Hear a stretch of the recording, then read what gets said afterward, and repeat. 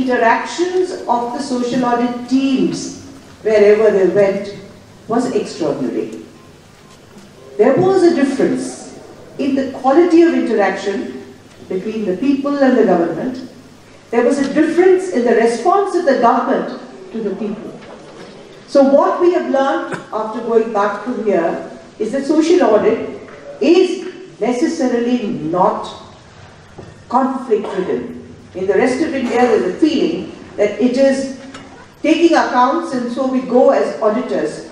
But in Meghalaya, my colleagues found that it was a discussion between equals, where things were brought out, accepted and changed. That governments are not run only by IAS officers or civil servants or by the people who are elected. By giving that vote, I also have to run the government. So I also have a responsibility to make sure that my village council, my district council, my district administration, my government runs well, and I have to give it time and I have to give it attention. But how? How do I do this? In this finding out methods in which we could do it, where we accept the law, where we accept the constitution, we accept our role, we accept that there will be representative democracy, we will accept that there will be people we will send to power to rule on our behalf, where we will do all this. How do we still make sure that there is delivery? In this process, many years ago, we started something called a Jan Sunwai, which means a public hearing, where because we were also fighting for transparency of records, we accessed records from the government, we took this information to the people, and I'm afraid in Rajasthan, our experience is very different. We found in Rajasthan that there was a lot of discrepancy between what the records said and what people actually got. When we said, can we see the records, government said they are secret documents and that's how the right to information. Campaign began that these are public records and should be out in the public, should be transparent. In that process, in those public hearings, we realized that in those public hearings, when the information is out in the public domain, everybody is equal. Whether you are the Sarpanch, who is the headman in Rajasthan, or whether you are the people. You have a right to say what you think about that information if there is a just platform. The creation of the just platform was all that the Jan Sunwai was about, and we got information which could be solidly proved that we were correct in what we said. Because you can't make wild accusations, but you can't also not accept that mistakes have been made. So how do you walk the middle path? In those Jan Sunwais, when things happened to be effectively proved, and when there was in fact effective interaction between people, the government and people who came to see what was happening or not happening, we asked how we can be better citizens. So the whole process of social audit, Meghalaya is shown, can proceed on that path of good citizenship, because democracy demands that you and I function. No one can do what we should do, and if people take away our role, we are less powerful, less socially responsible, and less accountable to democracy and for the casting of that vote. So the evolution of this process to the social audit and now to this passage of the law is a wonderful, I think it's a big milestone.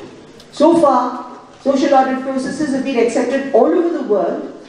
It's gone into many statute books. I think even the World Bank, a bank which we always critique, has accepted social audit processes. The governments of Kenya, Mexico, and Indonesia, and Indonesia, Philippines, and South Africa principally have accepted that social audit processes are vital.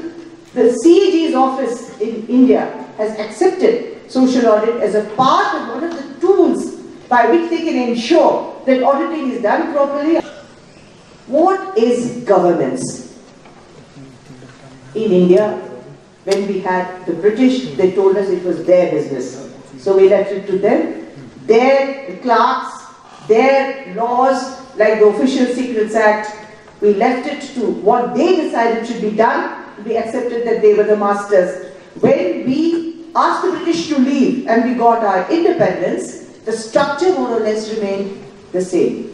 So we transferred the right to rule to our own people, but we forgot that in a democracy, with all the various variables that come, we have to do something ourselves.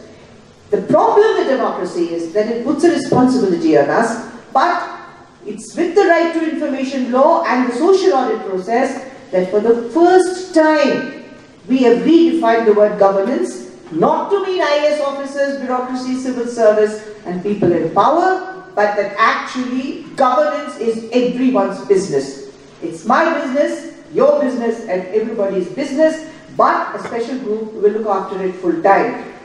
How can anyone say that the running of a country can only be the job of a few people? It has to be everybody's responsibility in a democracy. And in Meghalaya, we have understood the nature of participation, how it can be strengthened, how it can be widened, how it can be deepened, and we take back this learning to the rest of the country. Without transparency and the right to know, we people are finished because we will never know what's happened to our money. And we said to them, if we give the right to information, you're afraid that your lives will be in threat. The system doesn't like information to be shared. But the final statement was that we must all be collectively worried about what will happen to our country if there is no transparency and social accountability. So what we bring here together is a common concern about governance, and this is true patriotism, true nationalism, that we want our country to progress with ethics, with understanding what is right and what is wrong, and give to every person his or her due. Thank you very much, and a big hand to the Meghalaya government for being what it is and having transparency. Thank you.